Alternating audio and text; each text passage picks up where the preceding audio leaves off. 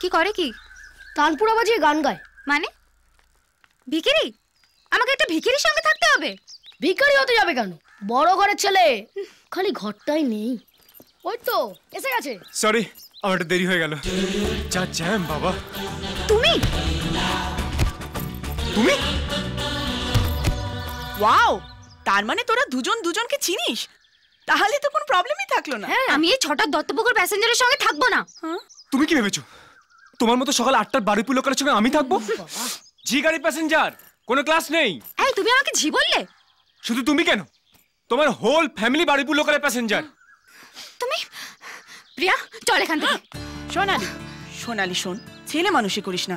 আজকে সন্ধ্যেবেলা আমার রুমমেট আসছে, তোকে কোথাও না কোথাও একটা ঘরে থাকতেই হবে। আরে ছানুদা শোনো না, এখানে রাতে ফুটপাতে শুতে গেলেও না মাল লাগে। তার উপর তো বহুত কেস।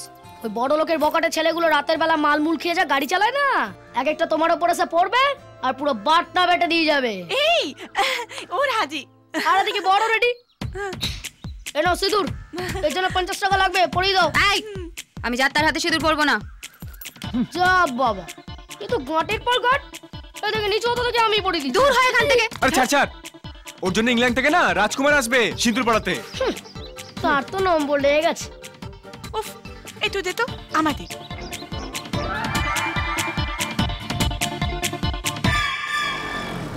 আমার তমাল কালো কৃষ্ণ কালো, তাইতে তমাল ভালোবাসা। গোবিন্দদা, ও গোবিন্দদা, গোবিন্দদা আমায় আমায় আমায় বাঁচান, গোবিন্দদা আমায় বাঁচান।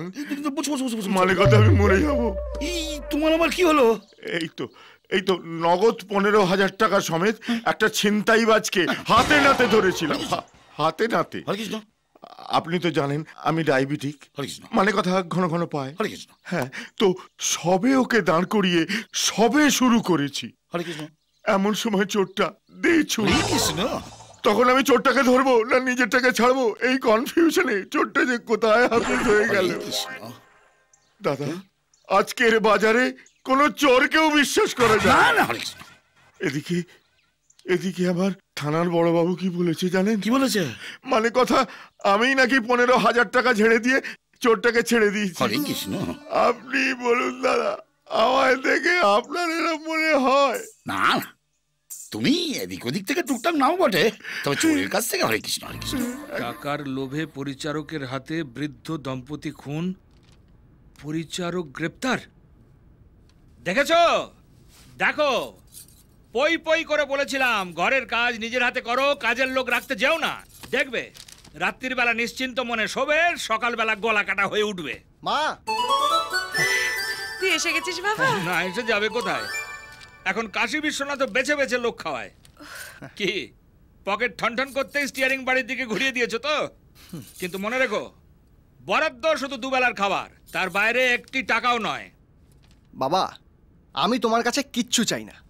আমি শুধু এসেছি আশীর্বাদ নিতে আর মিষ্টি মুখ করাতে। আমি একটা নতুন বিজনেস শুরু করেছি। তাই? হ্যাঁ। কিসের বিজনেস রে? ইলেকট্রনিক গুডস, সব কিছু আছে। CD player, DVD player, TV, আরো কত কিছু।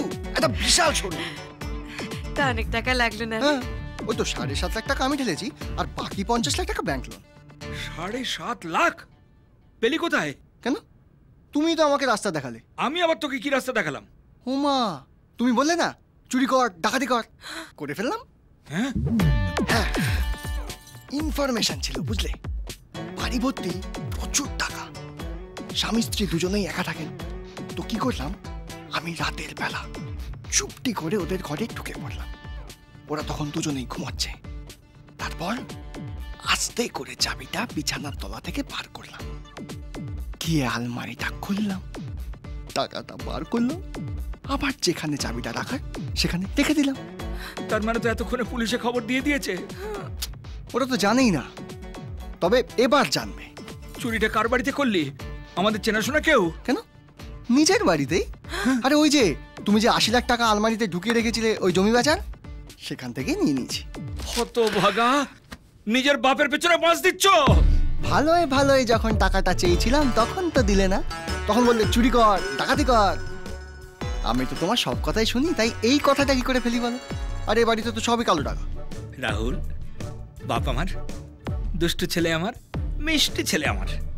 ভুল করে বাপের টাকায় হাত দিয়ে ফেলেছো, এবার টাকাটা ফেরত দাও।